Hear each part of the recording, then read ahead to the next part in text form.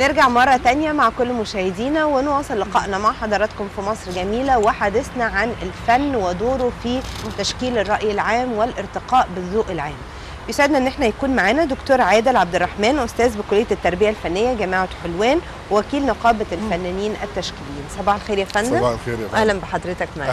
اهلا بحضرتك. اهلا بحضرتك يا دكتور، منورنا في مصر جميله. وخلينا دايما بنقول وبنؤكد ويعني بنصر على ان الفن هو بالفعل القوى الناعمه اللي بنحاول من خلالها التاثير والرقي بذوق الفنان وذوق الانسان بشكل عام. علشان كده النهارده بنركز على دور الفن في الرقي بالشخصيه المصريه، خاصه في ظل العديد يعني من النماذج اللي بنشوفها وبنتابعها وبيكون ليها تاثيرها للاسف الشديد جدا على فئات معينه من المجتمع. ازاي نقول يعني دور الفن عبر العصور المختلفه ازاي يساهم في تكوين الشخصيه والرقي بيها؟ اولا صباح الخير على حضراتكم وشكرا على الدعوه الكريمه وصباح الخير على كل المصريين. برنامج رائع جدا طبعا واختصاره في كلمتين بس، مصر جميله، يعني الحقيقه حاجه رائعه جدا بتعبر عن كل اللي جوه كل المصريين. الحقيقه ان الفن لو اتكلمنا على الفن طبعا الحديث يطول جدا، والفن بشكل عام والفن التشكيلي بشكل خاص، وبخاصه لما نتكلم عن الفن المصري، لان احنا بنملك حضاره كمصريين، حضاره عريقه يعني لا توازيها حضاره اخرى. صحيح ان في حضارات اخرى، في حضارات في العراق وفي اليمن وفي حضارات في شرق اسيا وحضارات برضو قديمه، لكن الحضاره المصريه القديمه لها صفه التميز وصفه الخصوصيه، ان هي حضاره قامت على يعني فكر وعلى فلسفه وعلى معتقدات معينه، فبالتالي انتجت لنا نوع من الفن اللي يعني بنقول عليه فن سرمدي او فن ابدي، فن خالد، يعني مش سهل ان الناس انها يعني انه سهل انه يتنسي. وطبعا الكلام ده مش فن وانتهى، لا ده موجوده المعابد وموجوده التماثيل. لو رحنا تاريخنا كله موجود. يعني تاريخنا ما زال. احنا عندنا في الاقصر بس لوحدها تلت اثار العالم، عندنا متحف مفتوح. فاللي عايز يتعرف على عظمه مصر وعلى حضاره مصر يتفرج على الاثار ويتعلم منها ويقرا منها ويتعلم منها كل شيء، يعني من خلال الفن نتعلم الادب ونتعلم العلوم ونتعلم الفلك ونتعلم الزراعه ونتعلم كل شيء. فالفن هنا اصبح وسيله، الفن المصري وسيله لتسجيل حضاره وثقافات متعدده بشكل قوي جدا، وانعكست على شخصيه المصري القديم، يعني انعكست على رقيه وعلى ذوقه وعلى عبقريته في كل المجالات المختلفه. حضرتك لما بيطلع اي فنان مصري ويوضع في وسط مجموعة من الفنانين من تخصصات مختلفة أو من دول مختلفة، دائما الفنان المصري له صفة الخصوصية والتميز وبيبهر كل اللي حواليه، لأنه هو فنان له ثقل وله تاريخ وله خلفية مرجعية بيستطيع من خلالها أنه يعمل صياغات تشكيلية فعلا جديدة على مستوى عالمي بتبهر الجميع. طبعا. طيب خلينا نتكلم في الوقت الحاضر والحالي، لأنه الحقيقة مع مش عايزه اقول ثقافه الزحمه، ولكن مع زياده التعداد السكاني بشكل كبير قوي بقى في بعض الاحيان تشوهات للرؤيه البصريه في بعض الاماكن او حتى المعروضات اللي بتكون موجوده في اي مكان. ازاي نقدر ان احنا نرجع او نرتقي مره تانية بالذوق العام، وخاصه ان احنا يعني كنا مميزين جدا، والقاهره كانت بتعتبر واحده من اهم العواصم الموجوده في العالم جماليا بالطراز المعماري وبالشكل الجمالي وبالذوق العام، وحتى المحلات اللي كانت في وسط البلد كانت نسخه من المحلات اللي موجوده في فرنسا وغيرها من العواصم الكبرى. يعني الحقيقه قضيه متسعه جدا، يعني ما نقدرش نقول ان في شخص بعينه او هيئه بعينها او مؤسسه بعينها هي المسؤوله عن القصه دي، لكن هي بتبدا من المنزل ثم المدرسه والمؤسسات التعليميه المختلفه، الابتدائي والاعدادي والثانوي، ثم وزاره الثقافه، يعني وزاره التربيه والتعليم ووزاره الثقافه والبيت، الى جانب الاعلام، الى جانب ان كل شخص لازم يكون عنده هو يعني تتكون لديه من خلال التربيه الشخصيه اللي تعينه وتساعده على انه يبقى شخص بناء اكتر ما انه هدام، يكون عنده رؤيه وعنده ذوق وعنده وعي وادراك بكل اللي حواليه، يعرف امتى ده نقول ان ده جيد وان ده قبيح ونقدر نقارن. المقارنه دي مش سهله، فلازم نعلمه من الصغر، يعني من هو عنده سنتين تقريبا. يعني هو ده تعود للعين طبعا. ما حضرتك الطفل الصغير يعني سنه ونص سنتين، حضرتك بتبداي تعلميه سلوكيات معينه. احنا مش التربيه مش اكل وشرب الطفل طبعا. ويلعب وخلاص. أكيد. لكن طول ما احنا قاعدين احنا بنغذيه بالافكار وبالمعلومات. لو احنا غذيناه بالافكار دي صح اكيد هيطلع طفل واعي. يعني مثلا لما الطفل يجي يمسك ورده وبعدين يقطعها، اقول له لا، طب اقنعه بقى، اقول له لا، يعني في غيرك، دي الورده دي جميله عشان الناس تتفرج عليها، طبعاً عشان طبعاً. اطفال تانيين يشوفوها. انت لو انت قطعتها خلاص الورده ماتت، فما بقاش ليها لازمه، فانت استفدت ايه؟ في حين ان طفل تاني هيجي يقطع 100 ورده، هيبصوا له كده وهيسيبوه، ما حدش هيلفت نظره. فهو هيعتبرها سلوك عادي او طبيعي ان هو يحصل. لا، لازم ناخد بالنا من اقل واصغر سلوك. دي ملاحظ ممكن نقرا بيها المشهد، وممكن بناء عليه يبقى عندنا طريقه للتوعيه وطريقه لتنميه المدارك وتغيير السلوك. لان الفن اهم ما في الفن واجمل ما في الفن هو مش اللوحه ومش التمثال، هو انه يترجم الى سلوك. طيب سلوك النهارده، خلينا نقول ان يعني الحقيقه اللوحه محتاجه شويه ان احنا نعيد ترتيب الالوان الموجوده فيها، لان اصبح في نوع من الزياده والضجه الشديده جدا في انواع الفنون المختلفه اللي موجوده. هل ده بيكون بطبيعه العصر؟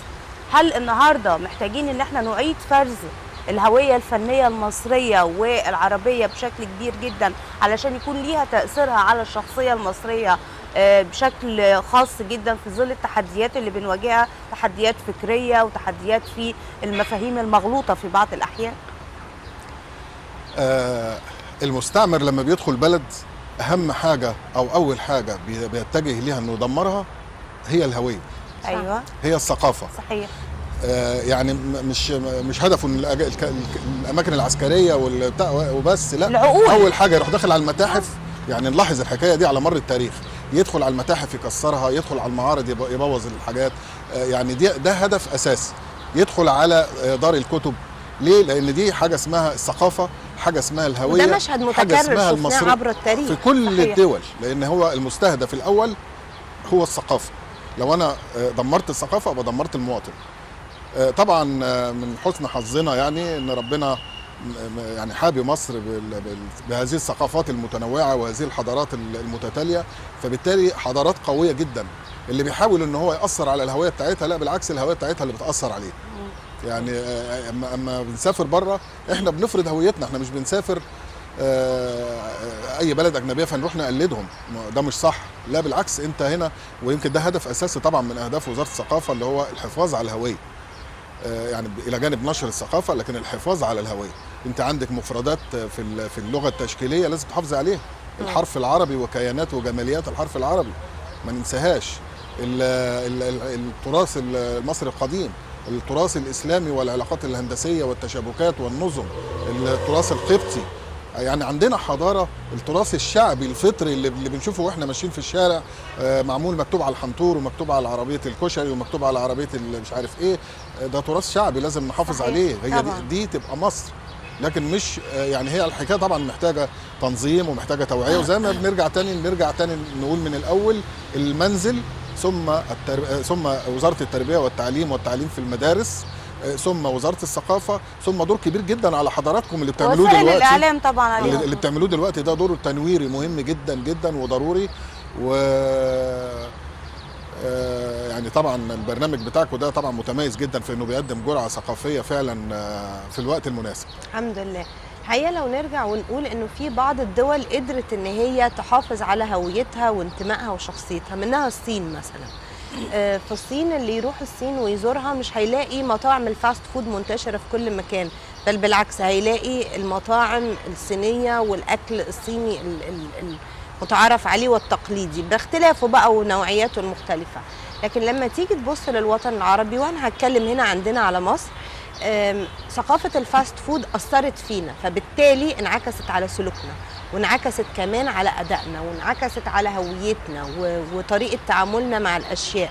فضلا انه هقدر اقول انه بعض مثلا الدول العربيه هتلاقي المكون بتاع البيئه بينعكس في الفنون بتاعتها.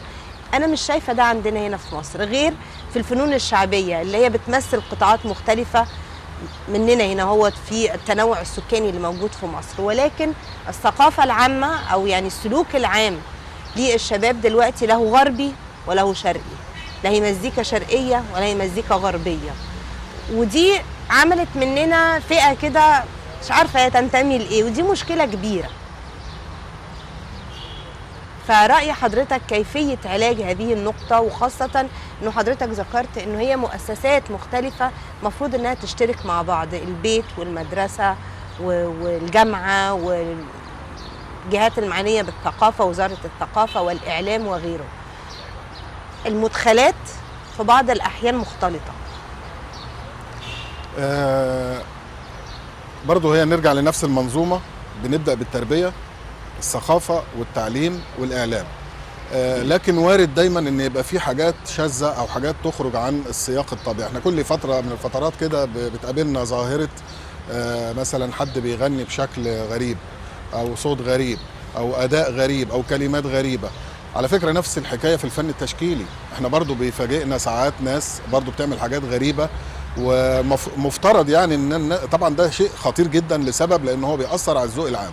يعني لما بيوصل لحد لسه ادراكه محدود، وليكن مثلا طفل مثلا عنده 5 سنين، لما انا اقدم له اغنيه بطريقه معينه مثلا وفيها كلمات خارجه وفيها طريقه في التعبير مش عارف ايه، هو الولد بيطلع على طول اوتوماتيك يقلد ده ويعتبر ان ده قدوه، لان حضرتك اللي مقدمه له في الاعلام. صحيح. فده شيء خطير. ما ده للاسف يعني هو بيثق في الاعلام، فاحنا اي حد من اي حاجه بنقدمها له هي نموذج، هو قدوه. فاحنا امتى بقى، هو ده هنا بقى علامه استفهام بقى، ازاي نختار القدوه اللي نقدمها للناس، لان احنا داخلين داخل كل بيت. البرنامج ده على الاقل 50 مليون هيقعدوا يتفرجوا عليه. صحيح. فلازم لما نختار يبقى بنختار حد قدوه فعلا، وليس حد في حواليه جدل او اصله اتشهر او اصله معاه فلوس كتير او اصله، يعني لازم يبقى في معايير لاختيار القدوه، والناس صحيح. اللي ممكن يبقى ليها خط سير مثلا في النجاح بطريقه معينه فنقدمها ونقول له شوف اهي النماذج اهي. نتفق مع حضرتك تماما في ده، ودايما بنأكد عليه في مصر جميله، الشيء الجيد هو اللي بيفرض نفسه ومهما اختلفت المعايير، لكن عندنا الاسس اللي من خلالها نقدر يكون عندنا حكم على ده. وده بيتضح كمان من خلال العديد من المعارض اللي بيتم نقلها. حضرتك بالفعل شاركت في العديد من المعارض سواء داخل مصر أو خارجها. أهم ما يميز قيمة الفن المصري وتوثيقه أيضا للشخصية المصرية ورؤيتك ليها في الوقت الحالي. الفن المصري، أنا بقول دايما إن الفنان المصري غني.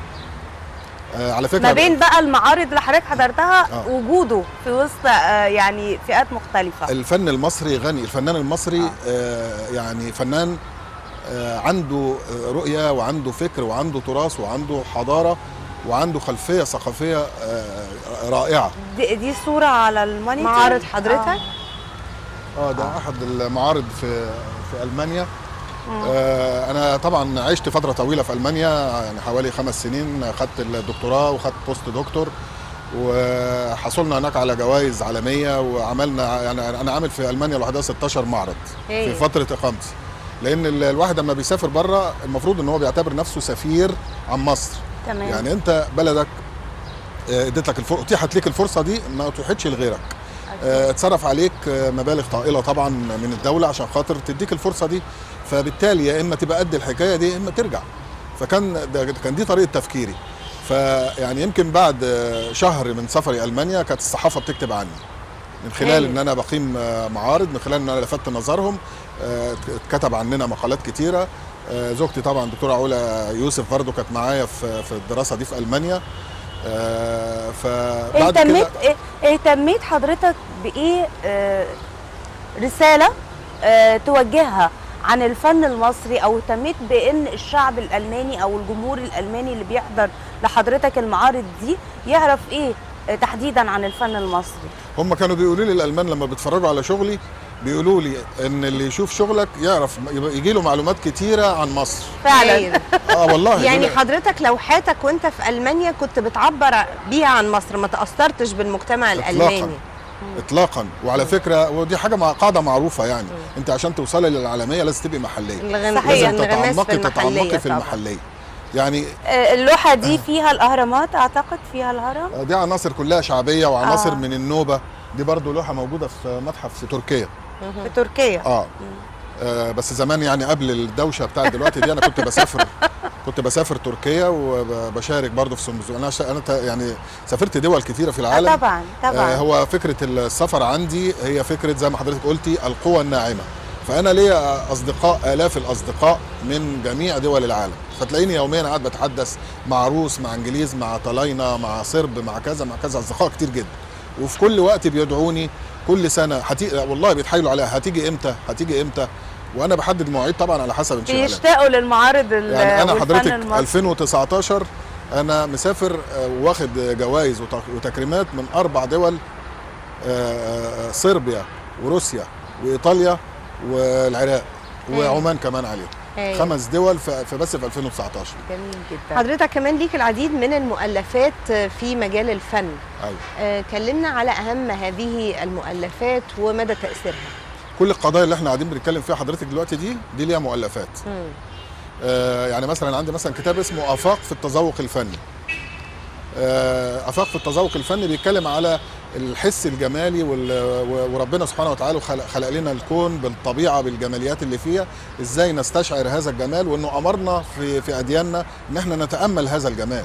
ده مش ان احنا نقعد كده وخلاص، لا لازم نشوف ورقه الشجر اللي حوالينا دي والورده اللي حوالينا دي متكونه ازاي.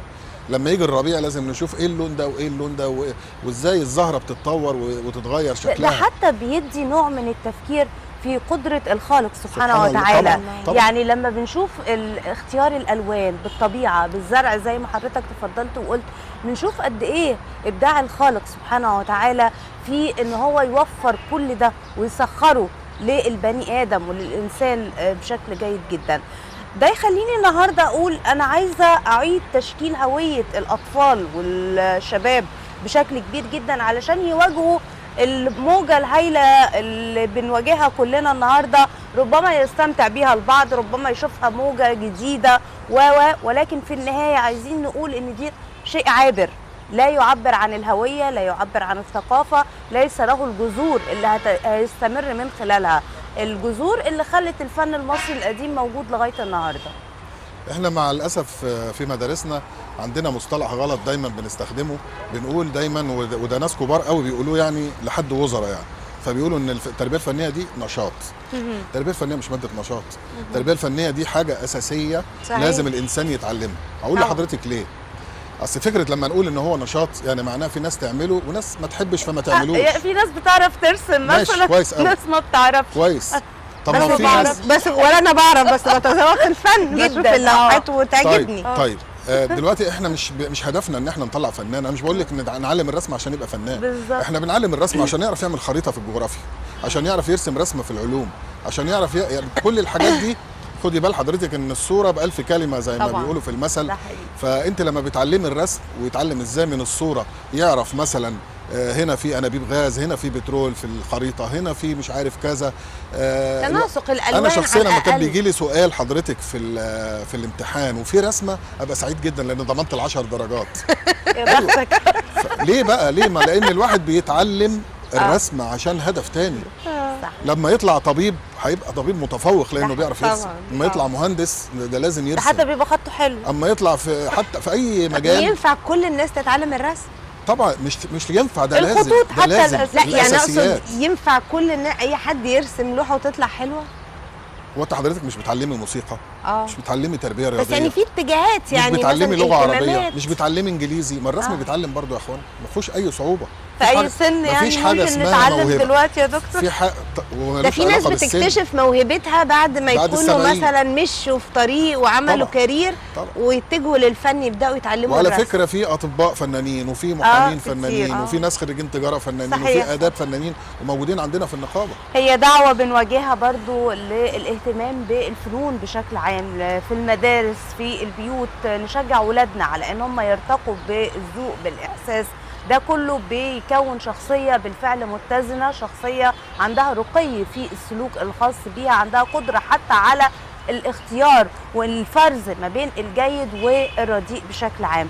احنا بنشكر وجود حضرتك معانا جدا يا دكتور، سعدنا بهذا اللقاء. شكرا، انا اللي اسعد. وبنتمنى بالفعل ان يظل الفن المصري هو السفير زي ما حضرتك طبعا. تفضلت وقلت للمجتمع وللهويه المصريه. شكرا لحضرتك. شكرا جزيلا. هنطلع فاصل مع كل مشاهدينا ونرجع بعد كده نواصل لقائنا مع حضراتكم، والفقرة القادمة الاتجاهات الحديثة في تدريب المرأة على القيادة والإدارة والتمكين.